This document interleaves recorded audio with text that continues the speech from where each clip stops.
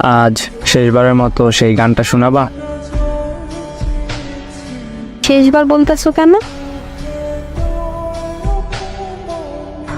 এরপর থেকে আমি আর শুনতে চাইবো না, তাই।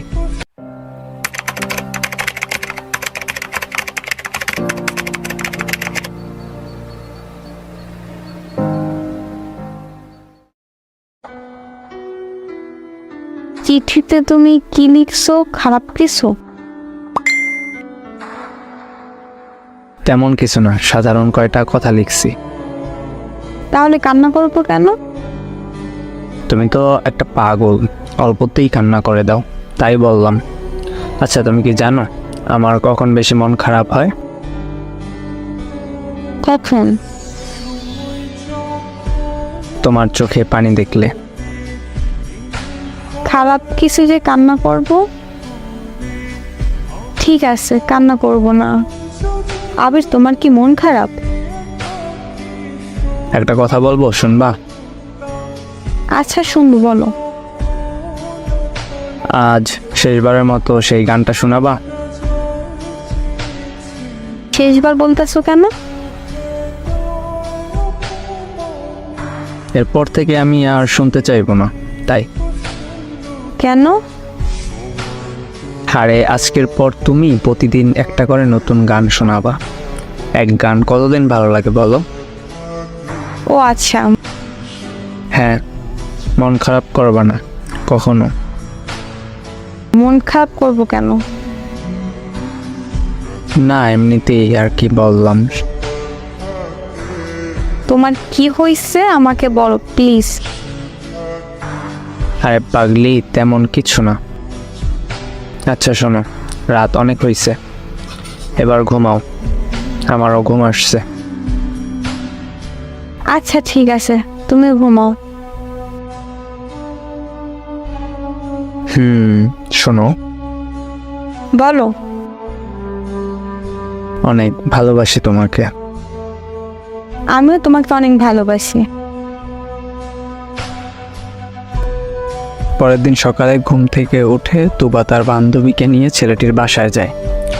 গিয়ে দেখে ছেলেটির বাসার সামনে অনেক লোকের ভিড়। তারপর দেখে কে যেন একটা চৌকিতে চাদর গায়ে দিয়ে শুয়ে আছে। তুবা জিজ্ঞেস করলো ওইটা কে। পাশে থেকে একজন বলল ওইটা আবির, ও আর নেই এই পৃথিবীতে। তুবা একটা চিৎকার দিয়ে জ্ঞান হারিয়ে ফেলে।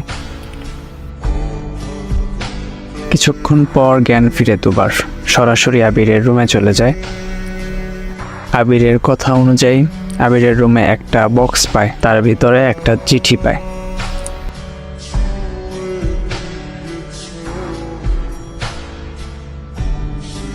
তুবা, আমি জানি তুমি কান্না করছো। তুমি তো জানো তোমার কান্না আমার সবচেয়ে বেশি কষ্ট দেয়।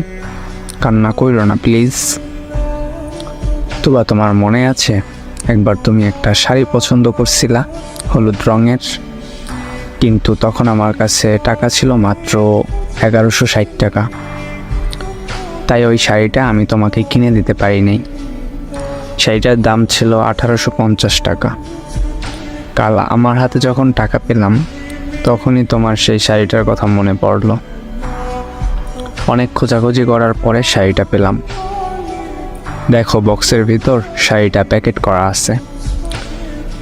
শাড়িটা পরো কিন্তু তুমি। তুমি ভাবতেছো আমি এতগুলো টাকা কই পেয়েছি? আশরাফ খানকে তো চিনোই তুমি, তোমার বাবার পরিচিত উনি।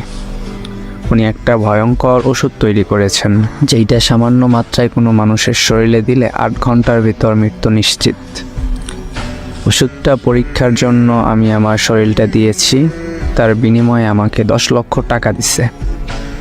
তুমি তো জানোই টাকার জন্য আমার বাবার অপারেশন হচ্ছে না। এখন বাবার অপারেশনটাও ঠিক মতো হয়ে যাবে।